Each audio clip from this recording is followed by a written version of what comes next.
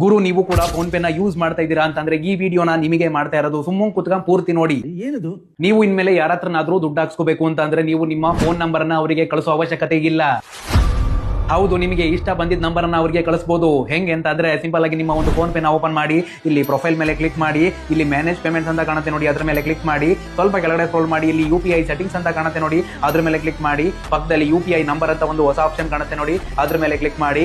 ಇಲ್ಲಿ 8 ರಿಂದ 9 digit number ಅನ್ನ ನಿಮಗೆ ಇಷ್ಟ ಬಂದಿದ್ದ ನಂಬರ್ ಗಳನ್ನ ಟೈಪ್ ಮಾಡಿ ಸೇವ್ ಮಾಡ್ಕೊಳ್ಳಿ. ಅಷ್ಟೇ, ಮುಗೀತು ಕೆಲಸ. ಇನ್ಮೇಲೆ ನೀವು ಯಾರ ಹತ್ರನಾದ್ರೂ ಫೋನ್ ಪೇ ನಲ್ಲಿ ದುಡ್ಡು ಹಾಕ್ಸ್ಕೋಬೇಕು ಅಂತಂದ್ರೆ ನೀವು ನಿಮ್ಮ ಪರ್ಸನಲ್ ನಂಬರ್ ನ ಅವರಿಗೆ ಶೇರ್ ಮಾಡೋ ಅವಶ್ಯಕತೆ ಇಲ್ಲ. ನೀವು ಇಲ್ಲಿ ಏನ್ ಸೆಟ್ ಮಾಡಿರ್ತೀರಾ ಆ ಒಂದು ನಂಬರ್ ನ ಕೊಟ್ರೆ ಸಾಕು, ಅವರು ಪೇಮೆಂಟ್ ಮಾಡಬಹುದು.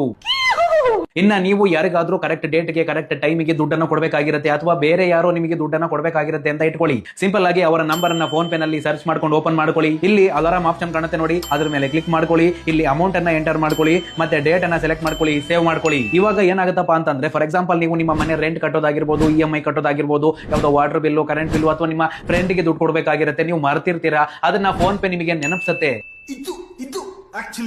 ಈ ಮ್ಯಾಟ್ರು ನಿಮಗೆ ಗೊತ್ತಿರ್ಲಿಲ್ವಾ? ಹಾಕು ಗುರು ಒಂದ್ ಕಮೆಂಟ್, ಲೈಕ್ ಯಾರು ಹೊಡಿತಾರೆ, ಒಡ್ಡಿ ಗುರು ಒಂದ್ ಲೈಕ್. ಹಾಗೆ ಫೋನ್ ಪೇ ಯೂಸ್ ಮಾಡೋ ಪ್ರತಿಯೊಬ್ಬರಿಗೂ ಈ ಒಂದು ವಿಡಿಯೋನ